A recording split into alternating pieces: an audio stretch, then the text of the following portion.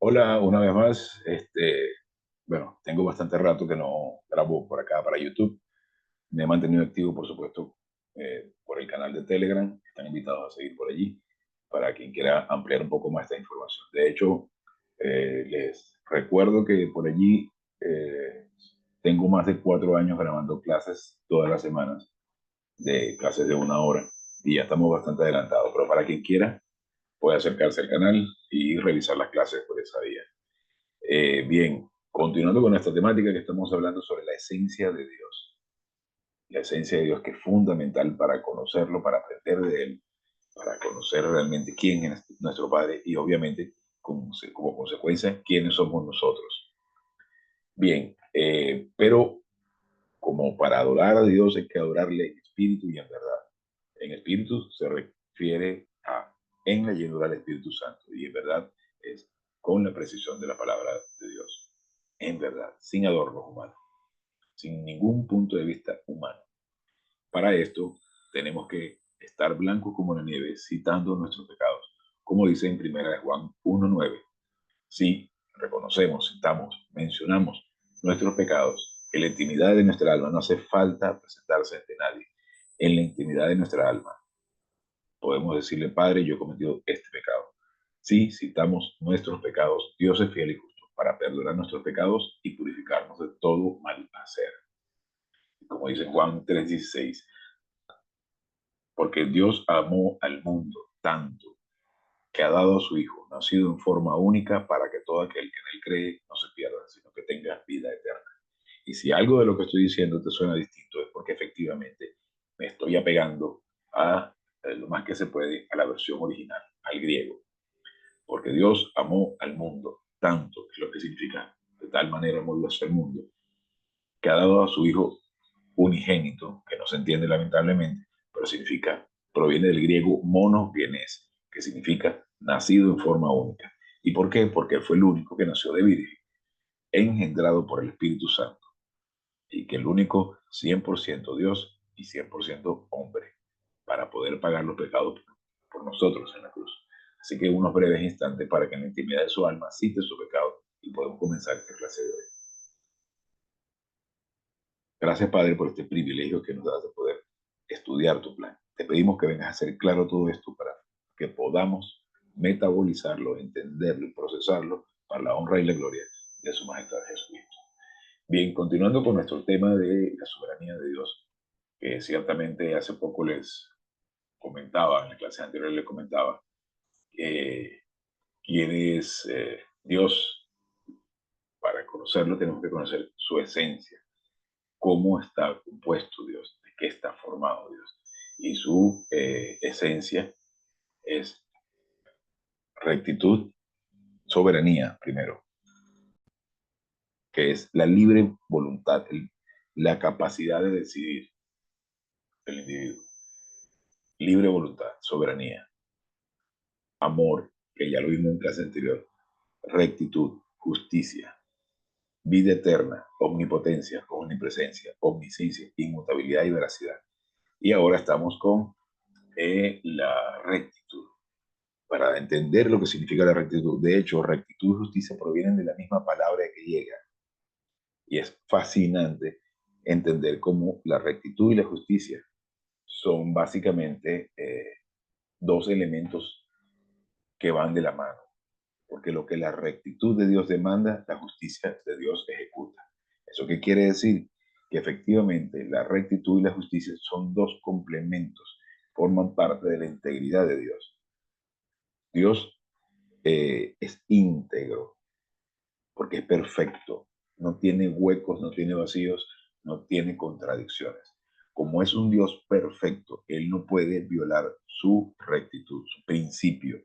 La justicia es la aplicación. De hecho, vamos a poner un ejemplo. Se establece una ley que debe utilizar el cinturón de seguridad siempre que estés conduciendo un vehículo. Si no te lo colocas, esa es una violación a la ley, por lo cual, como consecuencia, un policía va a colocarte una multa, te va a aplicar una sanción por el hecho de no utilizar tu cinturón de seguridad. o bien sea que te pasó un semáforo, o bien sea que lo que sea, una transgresión a la ley. Esa, ese ejemplo es un pecado, la rectitud es el principio, la ley, y la justicia es la aplicación, es el policía que te pone la multa. Por lo cual, esto es fundamental para que lo entendamos, porque de esa forma ningún policía eh, puede sancionarte si no está dentro de la ley. Y Dios es perfecto, por lo cual Él no puede perdonar al género humano solo porque lo ama. Dios es un Dios perfecto, no es un Dios bueno. No es simplemente, ay, se compadeció de ti y te va a perdonar. No, Él necesita su integridad, necesita, como perfecto que es, necesita su rectitud ser saciada con la justicia, el castigo. Y nos dice también, porque todos pecamos y hemos sido destituidos de la gloria de Dios. Y la gloria que es su esencia, su santidad, su perfección. Nosotros no podemos llegar con los pies sucios al palacio. Entonces nosotros para poder ser aceptos ante el Padre como hijos, tenemos que primero creer en Cristo. Por eso es que es tan importante que entendamos que la rectitud y la justicia van tomadas de la mano. Esa es, de hecho, es que no quiero desviarme demasiado del tema porque es interesantísimo. Y media hora se me parece muy breve porque de hecho, estos son temas que he ido explicando yo a lo largo de muchas clases. Y a lo largo de muchas clases seguiremos explicando por acá, por supuesto. Pero no quiero hacer demasiado largas estas clases porque son las primeras. La rectitud y la justicia van tomadas de la mano. Y esos son los mismos dos querubines que se encontraban en el arca del pacto. Y el arca del pacto estaba construida por madera de acacia, cobertura de oro, la tapadera de oro, y los dos querubines que representaban uno rectitud y otro justicia. Ahora, lo interesante de esto es que tanto rectitud como justicia recibían la sangre de sacrificios y en lugar de ver los pecados que se encontraban dentro del arca del pacto, que de hecho eran tres tipos de niveles de pecado del pueblo de Israel, la tentación con maná, que fue el alimento que rechazó el pueblo de Israel, la vara de Aarón, que reverdeció, que fue la disciplina divina que ellos también rechazaron, y los 10 mandamientos, que fueron las normas, las leyes que Dios les determinó, les designó, y ellos las rechazaron cumplir. En cambio, en lugar de los querubines al ser vaciados con la sangre del cordero sacrificado, ellos lo que estaban viendo era la tapadera de oro que, es la, que representa la deidad de Jesucristo. Y es interesantísimo todo esto. Ahora, rectitud, vámonos al texto un momentito. Les recuerdo que esto fue una traducción hecha por mi pastor, don Armando García, y un estudio, un análisis extrapolado de la palabra de Dios hecho por el coronel Robin B. Entonces, para que leamos este pequeño fragmento de lo que significa la rectitud de Dios, la rectitud divina. Dios posee rectitud eterna, inmutable y perfecta. Toda justicia es administrada, se administra desde la rectitud perfecta de Dios. Este tema es el sujeto de muchos pasajes en la palabra de Dios. Como nos dice en Levíticos 19:2, habla a toda la congregación de los hijos de Israel y diles, sean santos, porque yo, Jehová, su Dios, soy santo. Y en 1 Samuel 2:2 nos dice, no hay santo como Jehová, porque no hay ninguno aparte de ti, no hay roca como nuestro Dios. Y en Salmos 22:3, porque tú, Dios Padre, eres santo, tú que habitas entre las alabanzas de Israel. Y vámonos ahora aquí a la versión de E.S. Word. Vamos a buscar el versículo que es fascinante, también es hermoso. Dice Juan 16:8, y cuando Él viniere, redarguirá, convencerá, mejor dicho, al mundo del pecado y de justicia y de juicio. Y ahora vamos a explicar qué significa esto. De pecado, por cuanto no creen en mí, y justicia, por cuanto voy a mi Padre y no me verán jamás. Ahora se está refiriendo a que el Espíritu Santo va a venir a convencer al género humano de la verdad. ¿Cuál es la verdad? El mensaje de salvación provisto por Cristo en la cruz. Todo está consumado. Tetelestai, todo está consumado. Y lo interesante de esto es que es una palabra que tiene un tiempo gramatical distinto al que tiene el tiempo gramatical en el castellano. En el castellano dice, todo está consumado, como si fuese un acto presente de ese momento cuyo resultado es para toda la eternidad. Pero en el idioma original es mucho más específico y más amplio. Está queriendo decir todo está consumado, efectivamente, porque en el momento de la crucifixión fue cuando se consumó, pero Dios en su eterna sabiduría y conocimiento de todas las cosas simultáneamente, sin tomar en cuenta pasado, presente y futuro, porque para Dios no existe el tiempo es un elemento preparado y hecho por Dios para nosotros. Está queriendo decir esta palabra, todo está consumado, todo ha sido consumado en el pasado con el resultado que permanece consumado para toda la eternidad. Esto quiere decir que efectivamente nosotros no podemos perder la salvación una vez que creemos en Cristo, por más defectuosos que seamos. Así que pueden estar tranquilos, no van a perder la salvación. Y viendo acá entonces de nuevo, en el diccionario griego vine, que es interesantísimo porque nos amplía enormemente la información, muchísimo que se puede extraer justamente buscando los idiomas originales. Entonces, la palabra griega dikaiosune es el carácter o cualidad de ser recto o justo. Hay una pequeña, como digamos, el diccionario no hace mucha distinción entre recto o justo, cuando realmente sí son distintas las palabras. Una cosa es ser recto y otra cosa es ser justo. La rectitud es el principio de la ley y la justicia es la aplicación de esa ley. Lo que la rectitud de Dios demanda, la justicia de Dios ejecuta. ¿Y qué quiere decir esto? Y hago énfasis para que entendamos lo interesante y lo importante que es esto. Que Dios no puede perdonarnos por el simple hecho de amarnos. Él necesita la satisfacción de su justicia, de su integridad, porque fue violentada una vez que el primer hombre y la primera mujer pecaron en el jardín del Edén. Entonces, cuando nos dice que todos hemos pecado, está refiriéndose a que la naturaleza de pecado fue transferida a lo largo de la historia a todo el género humano gracias a la caída del hombre y la mujer en el jardín del Edén. Y es transferido a toda la raza humana. Por eso Cristo viene a nacer engendrado por el Espíritu Santo. No puede ser, no puede haber, no puede existir en ningún momento intervención masculina, porque es el hombre quien transmite la naturaleza del pecado, el pecado original. Ahora, ¿por qué el hombre y no la mujer? Porque efectivamente la mujer pecó por error, porque se dejó engañar, por ignorancia, por desconocimiento. El hombre conocía lo que estaba haciendo, tenía crecimiento espiritual, tenía conocimiento y él era el líder de la relación. Entonces, él pecó conociendo lo que estaba haciendo. Entonces, como consecuencia de eso, todos nacemos con una naturaleza de pecado, todos nacemos con el pecado original imputado. Y entonces la única manera de poder ser blancos como la nieve, ¿sabe? Ser salvos, es justamente creyendo en ese instante en el que se nos menciona el Evangelio. Las buenas noticias, el Evangelio, las buenas nuevas.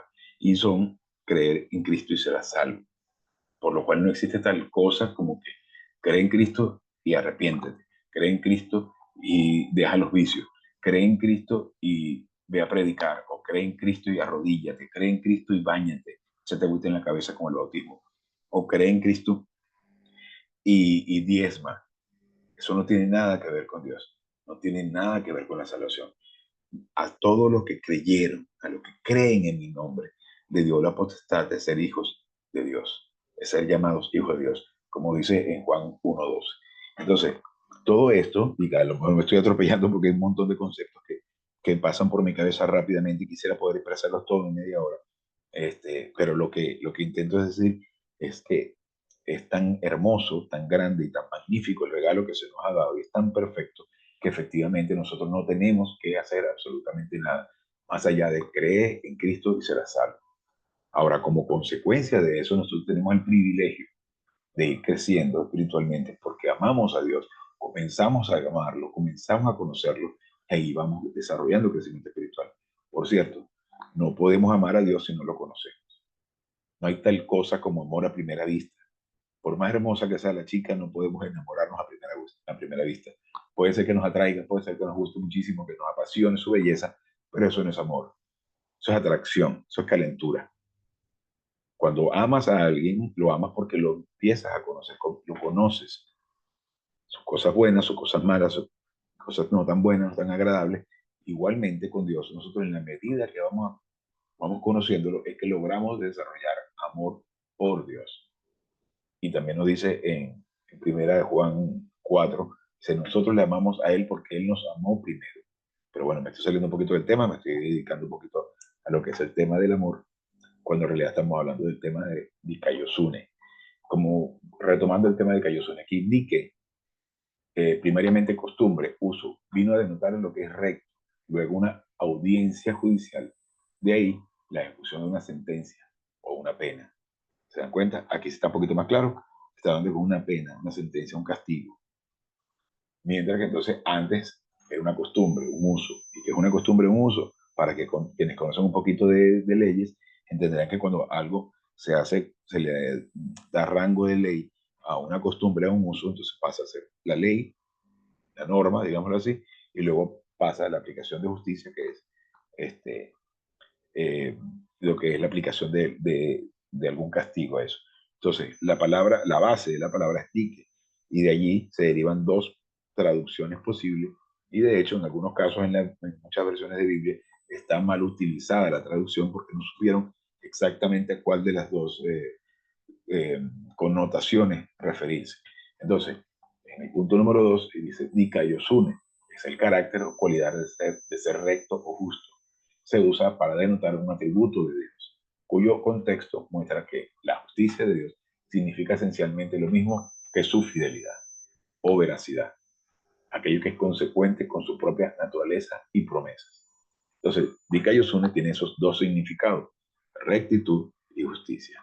Entonces, Dikaiosune se halla en los dichos del Señor Jesús, de aquellos, de todo aquello que es recto o justo en sí mismo, de todo lo que se conforma a la voluntad revelada de Dios, de todo aquello que ha sido señalado por Dios para que sea conocido y obedecido para el hombre, por el hombre, de la totalidad de la demanda de Dios, de los deberes religiosos, distinguidos como el de dar limosnas. Es maravilloso cuando podemos lograr entender lo valioso que significa la esencia de Dios.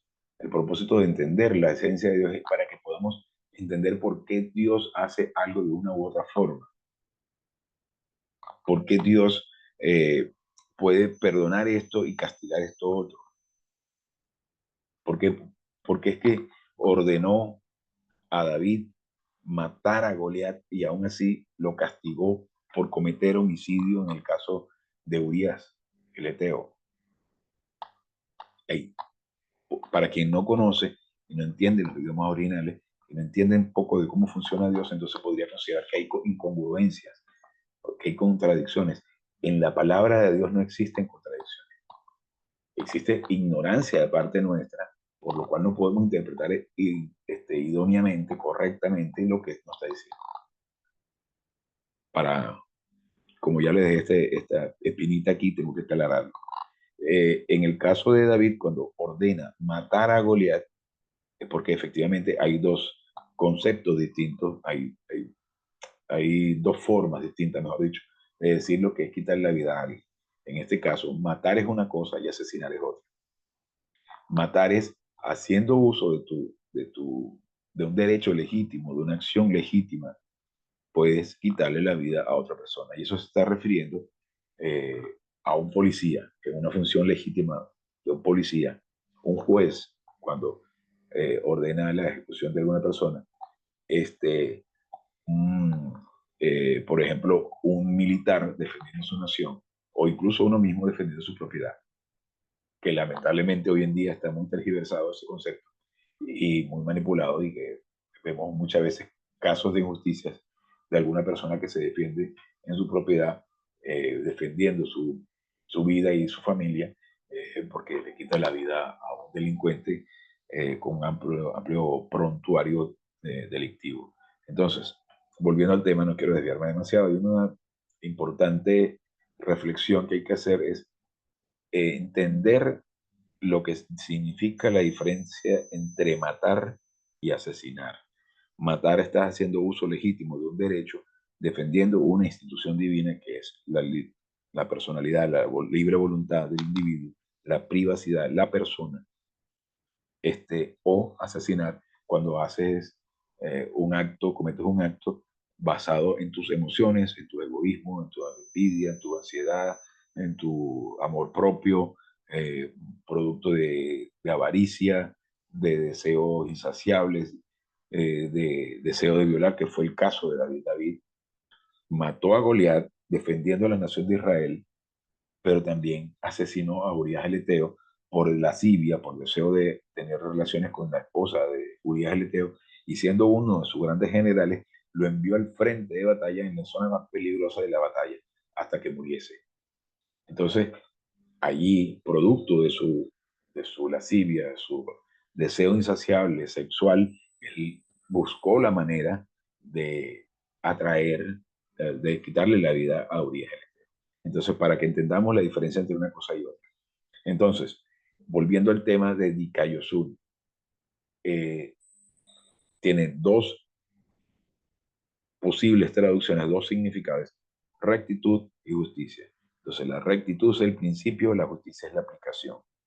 En este caso, cuando hablamos de que rectitud y justicia conforman la integridad de Dios, son los dos querubines que se encuentran sobre el arca del pacto, que reciben la satisfacción por medio del sacrificio de la sangre del cordero, y luego, en lugar de ver los pecados del género humano, ven es la sangre del cordero que satisface la justicia divina, y ven la eh, deidad de Jesucristo pagando los pecados por el género humano en la cruz. Esto es a grandes rasgos y a una forma muy breve para tratar de resumir dos de los elementos de la esencia de Dios que son tan importantes, como lo es todo, por supuesto, pero para poder resumir y poder introducir lo que vamos a ver a continuación en las siguientes clases. Entonces, gracias por estar aquí, gracias por participar, gracias por poder permitirme el privilegio de compartir esta información con ustedes. Espero que sea de su agrado. No dejen de suscribirse y por favor compartan eso con sus conocidos y amigos y contactos, a fin de que más gente venga a conocer los fundamentos básicos de la esencia de Dios para poder crecer hasta la cima. Gracias y una pequeña oración para retirarnos. Gracias, Padre, por esta oportunidad, este increíble privilegio que nos das de poder conocer tu plan. Gracias, Señor, en el nombre de su Majestad Jesucristo.